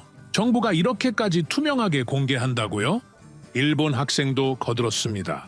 도쿄도 수돗물 깨끗하다고 하는데 이런 시스템은 없어요. 진짜 대단하네요. 장웨이가 반박했습니다. 그건 서울이니까 가능한 거 아닙니까? 작은 도시니까. 서울이 작다고요? 제가 웃었습니다. 인구 1000만의 메가시티가 작습니까? 그럼 이건 어떻습니까? 다음 슬라이드. 한국 전국의 대기질 측정 데이터였습니다. 한국은 전국 300개 지점에서 초미세먼지를 실시간 측정합니다. 그리고 1시간마다 업데이트해서 공개하죠. 시민들은 외출 전에 앱으로 확인합니다. 화면에 중국 지도가 떴습니다. 베이징과 상하이에 빨간색 경고 표시가 가득했죠. 중국도 측정은 하시죠. 하지만 데이터를 믿는 사람이 얼마나 될까요? 미국 대사관 측정치와 중국 정부 발표가 왜 항상 다른지. 장웨이가 벌떡 일어났습니다. 그건 서방의 음모입니다. 우리 데이터가 정확. 그래서 베이징 시민들이 한국 앱을 씁니다. 제가 끼어들었습니다. 실제로 미세미세라는 한국 앱이 중국에서도 인기더군요. VPN 뚫고서라도 한국 데이터를 보려는 이유가 뭘까요? 중국 대표단이 술렁거렸습니다. 몇몇은 황급히 스마트폰을 집어넣었죠. 저는 계속했습니다. 투명성, 그게 차이입니다. 한국 정부는 시민을 믿고 시민은 정부를 믿습니다. 그래서 가능한 거죠. 프랑스 보건 전문가가 손을 들었습니다. 이런 투명성이 코로나19 대응에서도 나타났죠.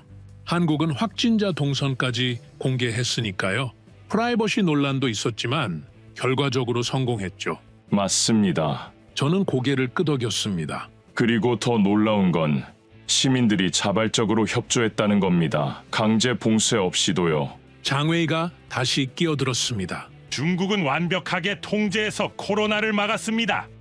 우한 봉쇄는 세계가 인정. 네, 봉쇄했죠. 문을 용접까지 하면서. 제 말에 청중들이 움찔했습니다. 하지만 한국은 달랐습니다. 시민들이 자발적으로 마스크를 쓰고 거리 두기를 했죠. 정부가 믿을 만한 정보를 주니까 시민들이 믿고 따른 겁니다. 다음 슬라이드를 띄웠습니다. 한국의 공공 와이파이 지도였죠. 한국은 공공 와이파이도 5만 개가 넘습니다. 지하철, 버스, 공원, 도서관, 어디서나 무료로 인터넷을 쓸 수 있죠. 비밀번호 필요 없습니다. 미국인 교수가 놀랐습니다. 정말요? 보안 문제는 없나요?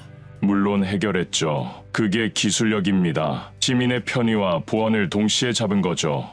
장웨이가 끼어들었습니다. 하지만 중국의 디지털 위안화는 세계 최초. 맞습니다. 최초죠. 하지만 한국 시민들은 이미 10년 전부터 스마트폰으로 세금을 내고 민원 서류를 발급받고 투표까지 합니다. 최초와 최고는 다른 겁니다. 저는 다른 슬라이드를 띄웠습니다. 그리고 이걸 보세요. 한국의 자살 예방 시스템입니다. 화면에 한강 다리 사진이 떴습니다. 다리 난간에 설치된 생명의 전화와 응급 버튼이 보였죠. 한강 다리마다 이런 장치가 있습니다. 누군가 난간을 넘으면 즉시 119에 신고가 가고 구조대가 출동합니다. 작년에 이 시스템으로 500명 이상을 구했죠. 청중들이 숙연해졌습니다. 심지어 다리에는 시민들이 쓴 희망의 메시지가 있습니다. 당신은 소중한 사람입니다. 같은 문구들이요. AI가 아닌 사람의 마음으로 사람을 구하는 시스템입니다. 독일 심리학자가 말했습니다. 놀랍습니다. 기술과 인간성의 조화네요. 독일도 자살률이 높은데 이런 시스템을 도입해야겠어요. 장웨이는 완전히 말문이 막혔습니다. 저는 조용히 물었죠. 교수님, 아직도 한국이 작은 나라라고 생각하십니까? 침묵이 흘렀습니다. 저는 물 한 잔을 다시 들어 올렸습니다. 이 물 한 잔에 국가의 품격이 담겨 있습니다. 시민을 얼마나 존중하는지, 약자를 어떻게 보호하는지, 그리고 미래를 어떻게 준비하는지가요. 장웨이가 고개를 떨구었습니다. 붉은 넥타이가 축 늘어져 있었죠. 하지만 이건 아직 시작에 불과했습니다. 진짜 한국의 저력은 이제부터였으니까요. 장웨이 교수가 한참 만에 고개를 들었습니다. 눈빛에 마지막 방역의 의지가 보였죠. 좋습니다. 한국이 생활면에서 앞서 있다는 건 인정하죠. 하지만 진짜 중요한 건 핵심 기술입니다. 중국은 반도체 굴기를 통해 곧 미국마저 추월할 겁니다. 저는 고개를 끄덕였습니다. 반도체요? 드디어 제가 가장 하고 싶었던 이야기를 꺼내시네요. 화면을 바꿨습니다. 거대한 두뇌 이미지가 떴죠. 맞습니다. TSMC가 두뇌를 만든다면 삼성과 하이닉스는 기억을 만듭니다. 그런데 교수님, 기억 없는 두뇌가 작동할 수 있나요? 장웨이가 눈썹을 찌푸렸습니다. 무슨 말장난을. 말장난이 아닙니다. 현실이죠. 다음 슬라이드. 전 세계 메모리 반도체 시장 점유율 그래프가 나타났습니다. 삼성과 SK 하이닉스가 합쳐서 70% 이상을 차지하고 있었죠. D램은 삼성이 45%, SK 하이닉스가 28%입니다. 낸드 플래시도 비슷하죠. 사실상 한국이 세계의 기억을 독점하고 있습니다. 청중들이 놀라서 수군거렸습니다. 더 흥미로운 건 이겁니다. 화면에 중국 스마트폰 분해 사진이 떴습니다. 화웨이 최신 폰입니다. 여기 보이는 게 뭘까요? SK 하이닉스 D램이네요. 샤오미, 삼성 메모리를 씁니다. 오포도, 비보도 마찬가지고요. 장웨이의 얼굴이 붉어졌습니다. 그건 일시적인 현상입니다. 우리도 곧 자체 생산을. YMTC 말씀이신가요? 중국 최고의 메모리 회사죠. 하지만 기술 격차가 3년 이상입니다. 3년이면 반도체 업계에선 영원과 같죠. 일본 엔지니어가 고개를 끄덕였습니다. 맞습니다. 저희 소니도 삼성 메모리 없으면 플레이스테이션 못 만들어요. 중국산은 아직 품질이. 저는 계속했습니다. 그리고 이건 단순한 부품 이야기가 아닙니다. 미래 산업의 핵심이죠. 새로운 이미지가 떴습니다. AI 서버팜이었죠. 챗 GPT 아시죠? 이런 AI가 작동하려면 엄청난 양의 메모리가 필요합니다. HBM이라는 초고속 메모리인데 전 세계에서 오직 삼성과 SK 하이닉스만 양산하고 있습니다. 미국 AI 전문가가 끼어들었습니다. 정확합니다. 엔비디아 GPU는 유명하지만 HBM 없으면 그냥 소웻덩거리예요. 작년에 SK 하이닉스 공장에 화재가 났을 때 실리콘밸리가 발칵 뒤집혔죠. 장웨이가 테이블을 쳤습니다. 하지만 중국도 AI 칩을 개발하고 있습니다. 바이두, 알리바바 모두. 네, 개발하고 있죠. 하지만 저는 치명적인 그래프를 띄웠습니다. 중국 AI 칩들도 결국 한국 메모리를 씁니다. 자체 메모리로는 성능이 안 나오니까요. 바이두의 쿨룬 칩도 SK 하이닉스 HBM을 쓰고 있죠. 청중들이 웃음을 터뜨렸습니다. 중국의 자존심도 결국 한국에 의존하고 있다는 아이러니예요. 장웨이가 필사적으로 말했습니다. 그래도 중국은 전체 반도체 생산량에서. 잠깐만요. 제가 손을 들었습니다. 양보다 질이 중요하지 않을까요? 중국이 만드는 건 대부분 저사양 칩입니다. 28나노 이상의 구식 공정이죠. 하지만 삼성은 3나노를 양산하고 있습니다. 기술 격차가 10년은 넘어요. 독일 교수가 설명을 보탰습니다. 자동차로 비유하면 중국은 대량의 경차를 만들고 한국은 벤츠와 포르쉐를 만드는 격이군요. 정확한 비유입니다. 저는 다음 슬라이드로 넘어갔습니다. 그리고 더 중요한 게 있습니다. 특허입니다. 화면에 반도체 특허 순위가 떴습니다. 삼성이 압도적 1위였죠. 삼성전자는 미국 특허청 등록 기준 5년 연속 2위입니다. 1위는 IBM이고요. 중국 기업은 10위 안에도 없습니다. 특히 차세대 메모리 분야에서는 삼성이 특허의 40% 이상을 보유하고 있죠. 일본 학생이 손을 들었습니다. 그런데 교수님, 일본이 한국의 소재 수출을 규제했을 때 한국이 힘들어하지 않았나요? 좋은 질문입니다. 2019년 일이죠. 저는 미소를 지었습니다. 일본이 불화수소 등 세계 품목을 규제했습니다. 그런데 결과가 어땠죠? 한국은 1년 만에 국산화에 성공했고 오히려 일본 소재 기업들이 매출 급감으로 울상을 지었습니다. 장웨이가 반박했습니다. 그건 한국 정부가 막대한 지원을. 아니요. 삼성과 SK가 자체 기술력으로 해낸 겁니다. 위기를 기회로 만든 거죠. 그게 진짜 실력입니다. 프랑스 경제학자가 말했습니다. 인상적이네요. 프랑스도 반도체 자립을 외치지만 현실은 결국 삼성 공장을 유치하려고 안간힘을 쓰고 있죠. 저는 결정타를 날렸습니다. 교수님, 중국몽을 말씀하시지만 그 꿈도 한국 메모리 없이는 불가능합니다. AI도 자율주행차도 스마트 시티도 모두 메모리가 있어야 작동하니까요. 장웨이가 말을 잃었습니다. 하지만 저는 아직 끝내지 않았습니다. 그리고 가장 중요한 건 한국은 이미 다음을 준비하고 있다는 겁니다. 화면에 새로운 이미지가 떴습니다. 뉴로모픽 칩, 양자 메모리 등 미래 기술들이었죠. 삼성과 SK는 이미 차차 세대 메모리를 개발 중입니다. 중국이 현재를 따라잡으려 할 때 한국은 미래를 만들고 있죠. 회의장에 무거운 침묵이 흘렀습니다. 장웨이 교수는 완전히 무너진 표정이었죠. 하지만 저는 알고 있었습니다. 이게 끝이 아니라는 걸요. 아직 한국의 진짜 모습을 다 보여주지 않았으니까요. 장웨이 교수가 침묵하자 회의장 분위기가 완전히 바뀌기 시작했습니다. 조용하던 청중들이 하나둘 손을 들었죠. 첫 번째는 일본 학생 유키였습니다. 제가 한마디 해도 될까요? 사회자가 고개를 끄덕였습니다. 우리 일본은 신칸센을 자랑스럽게 생각합니다. 시속 320km, 정말 빠르죠. 하지만 작년에 한국 KTX를 타보고 충격받았어요. 장웨이가 코웃음을 쳤습니다. 속도가 더 빠른가요? 아니요. 속도는 비슷해요. 하지만 유키가 스마트폰을 들어 보였습니다. KTX는 앱 하나로 예약부터 좌석 지정, 결제까지 전부 됩니다. 심지어 기차 안에서 도시락 주문하면 다음 역에서 받을 수 있어요.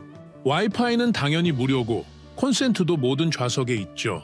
청중들이 웅성거렸습니다. 더 놀라운 건 정시성입니다.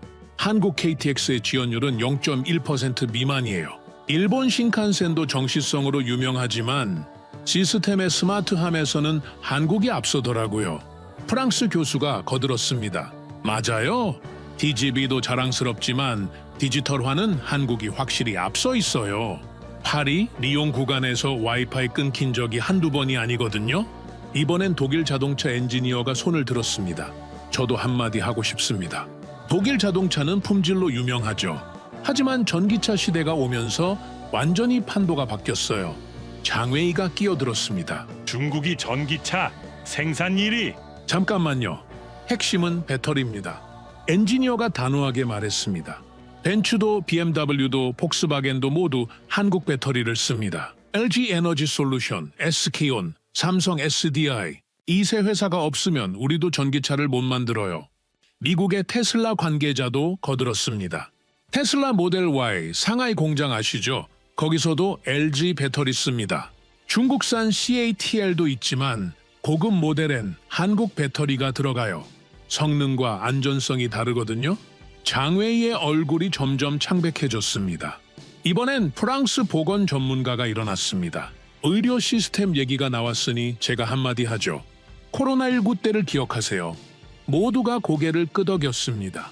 프랑스는 완전히 마비됐어요. 병원이 포화 상태였고 검사도 제대로 못했죠. 그런데 한국은 그녀가 태블릿으로 자료를 보여줬습니다. 드라이브스루 선별 진료소를 세계 최초로 만들었죠. 10분 만에 검사하고 결과는 다음 날 문자로 우리가 하루 1,000명 검사할 때 한국은 2만 명을 검사했어요. 미국 교수가 보충했습니다. 더 인상적인 건 투명성이었습니다. 확진자 동선을 익명으로 공개하고 시민들이 자발적으로 협조했죠. 미국에선 마스크 쓰라고 해도 반발했는데 이번엔 인도에서 온 IT 전문가가 손을 들었습니다. 인도는 IT 강국이라고 자부합니다. 하지만 한국의 전자정보 시스템을 보고 충격받았어요. 그가 노트북을 열었습니다. 한국은 거의 모든 행정 서비스를 온라인으로 처리할 수 있더군요. 주민등록등본 3분이면 발급됩니다. 여권 재발급 온라인 신청하고 5일 만에 받았어요. 인도에선 아직도 관공서 가서 줄 서야 하는데 네덜란드 농업 전문가도 거들었습니다. 한국의 스마트팜도 놀라워요. 최근에 경기도 수직 농장을 방문했는데 AI가 온도와 습도를 자동 조절하고 로봇이 수화까지 하더군요. 네덜란드도 농업 선진국이지만 한국의 디지털 융합은 정말 인상적이었습니다. 장웨이가 가까스로 입을 열었습니다. 그래도 중국의 시장 규모는 시장 규모요? 이번엔 싱가포르 금융 전문가가 끼어들었습니다. 한국의 1인당 GDP는 이미 3만 5천 달러를 넘었습니다. 중국은 1만 2천 달러 정도죠. 시장이 크면 뭐합니까? 국민 개개인이 잘 살아야죠. 호주에서 온 교육 전문가도 한마디 했습니다. 한국의 교육열은 유명하죠. 비판도 많지만 결과는 놀랍습니다. 피사 국제학력 평가에서 항상 최상위권이고 특히 디지털 리터러시는 세계 1위예요. 장웨이가 더듬거렸습니다. 하지만 자교육 문제가 맞습니다. 문제도 있죠. 하지만 한국은 그것도 해결하려 노력합니다. 최근엔 AI 교육 플랫폼으로 교육 격차를 줄이고 있더군요. EBS 온라인 클래스는 정말 훌륭했어요. 이번엔 브라질 환경 전문가가 일어났습니다. 한국의 폐기물 처리 시스템도 대단합니다. 서울의 재활용률은 66%가 넘어요. 우리 상파울루는 18%인데 음식물 쓰레기도 100% 자원화한다고 하던데 정말인가요? 제가 고개를 끄덕였습니다. 맞습니다. 한국은 1995년부터 쓰레기 종량제를 시작했고 이제는 AI가 쓰레기를 자동 분류하는 기술까지 개발했죠. 마침내 러시아 우주공학자가 손을 들었습니다. 우리 러시아는 우주 강국입니다. 하지만 최근 한국의 누리호 발사를 보고 놀랐어요. 독자 기술로 우주 발사체를 만들었더군요. 게다가 다음 계획은 달 착륙선이라고요? 청중들이 술렁거렸습니다. 10년 전만 해도 상상도 못했을 일이죠. 이제 한국도 우주클럽의 정식 회원입니다. 회의장은 이제 완전히 한국 이야기로 가득 찼습니다. 각국 대표들이 앞다퉈 한국의 우수 사례를 공유했죠. 장웨이 교수는 완전히 넋을 잃은 표정이었습니다. 시작할 때의 오만함은 온데간데 없었죠. 사회자가 말했습니다. 흥미롭네요. 오늘 한국 발표자는 없는데 가장 많이 언급된 나라가 한국이군요. 바로 그때 저는 마지막 카드를 꺼낼 준비를 했습니다. 진짜 한국의 저력을 보여줄 시간이었죠. 회의장은 이제 한국 이야기로 가득했습니다. 장웨이 교수는 의자에 깊숙이 몸을 묻고 있었죠. 하지만 저는 아직 끝내지 않았습니다. 여러분이 말씀해 주신 것처럼 한국의 진짜 힘은 숫자가 아닙니다. 시스템이죠. 저는 새로운 슬라이드를 띄웠습니다. 서울의 밤거리 CCTV 영상이었죠. 이 CCTV를 보세요. 범죄 예방용이라고 생각하시겠지만 실제로는 다릅니다. 화면이 확대되자 CCTV에 적힌 문구가 보였습니다. 안정희가 스카우트라고 적혀 있었죠. 혼자 귀가하는 여성이 불안하면 이 CCTV 앞에서 손을 흔듭니다. 그러면 관제센터에서 집까지 CCTV로 지켜봐 주죠. 단순한 감시가 아닌 보호 시스템입니다. 프랑스 여성 참가자가 감탄했습니다. 세제니알, 파리에도 이런 게 있었으면 밤에 혼자 다니기 정말 무서운데 장웨이가 마른 침을 삼켰습니다. 저는 계속했죠. 한국의 응급실 뺑뺑이 아시나요? 응급 환자가 여러 병원을 전전하다 사망하는 일이요. 한국도 이런 문제가 있었습니다. 청중들이 고개를 끄덕였습니다. 어느 나라나 있는 문제니까요. 그래서 만든 게 이겁니다. 스마트폰 앱 화면이 떴습니다. 에젠이라는 앱이었죠? 실시간으로 응급실 상황을 보여줍니다. 병상 수, 의료진 현황, 대기 시간까지. 구급대원이 이걸 보고 최적의 병원으로 이송하죠. 뺑뺑이가 거의 사라졌습니다. 미국 의료 전문가가 놀랐습니다. 우리도 이런 시스템이 절실한데 미국은 응급실 대기 시간이 평균 4시간이 넘거든요. 더 놀라운 건 이겁니다. 다음 화면은 한국의 치매 안심 서비스였습니다. 치매 노인이 길을 잃으면 어떻게 하죠? 한국은 배회 감지기를 무료로 나눠줍니다. GPS가 달린 작은 기기인데 실종되면 즉시 위치를 추적할 수 있죠. 독일 사회복지사가 말했습니다. 작년에 이 시스템으로 실종 노인의 99%를 24시간 내에 찾았다던데 사실인가요? 네, 맞습니다. 그리고 이건 단순한 기술이 아닙니다. 지역사회가 함께 돌보는 시스템이죠. 치매 노인이 배회하면 인근 주민들에게 알림이 가고 모두가 함께 찾습니다. 장웨이가 겨우 입을 열었습니다. 그건 한국이 작은 나라라서 작다고요? 제가 웃었습니다. 서울의 인구 밀도는 뉴욕의 2배입니다. 이런 초고밀도 도시에서 이런 시스템을 운영한다는 게 얼마나 어려운지 아십니까? 일본 도시계획 전문가가 거들었습니다.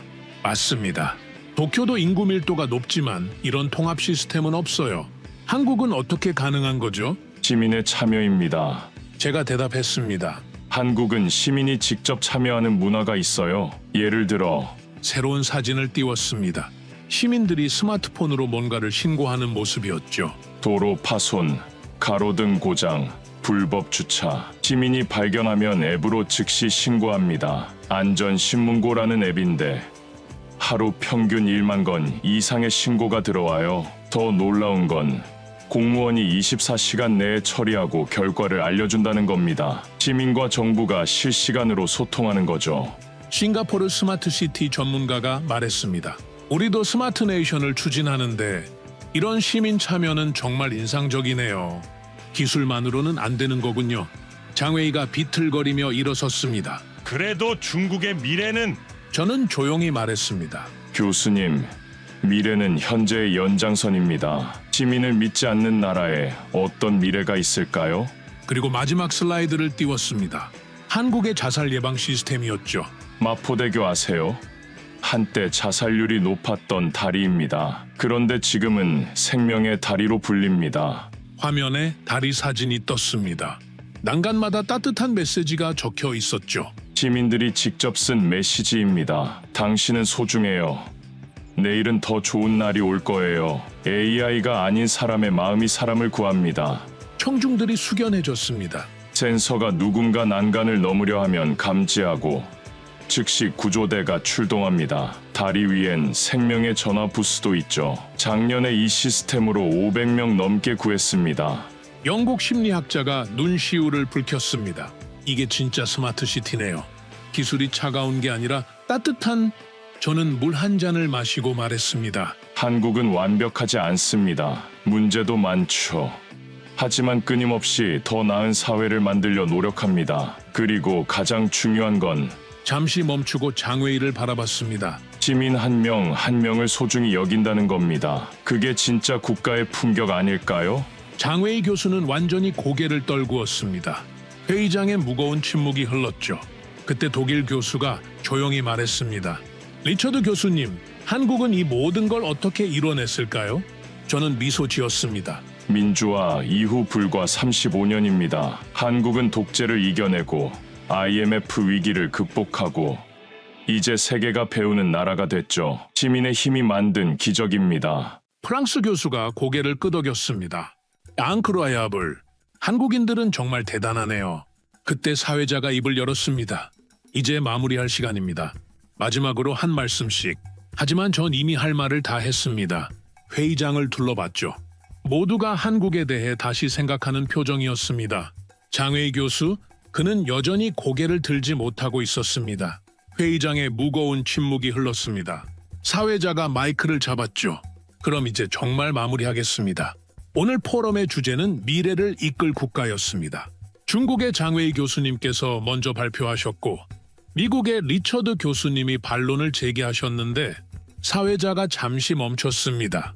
흥미롭게도 가장 많이 언급된 나라는 따로 있었습니다. 청중들이 서로를 바라봤습니다. 모두가 알고 있었죠. 어느 나라인지. 저는 천천히 일어섰습니다. 사회자님, 마지막으로 한 가지만 더 말씀드려도 될까요? 네, 리처드 교수님.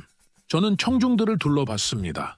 그리고 조용히 말했죠. 대한민국은 오늘 아무 말도 하지 않았습니다. 잠시 침묵. 발표자도 없었고 대표단도 없었죠. 하지만 지금 이 방에서 가장 많은 이야기를 만들어낸 나라입니다. 일본 학생 유키가 고개를 끄덕였습니다.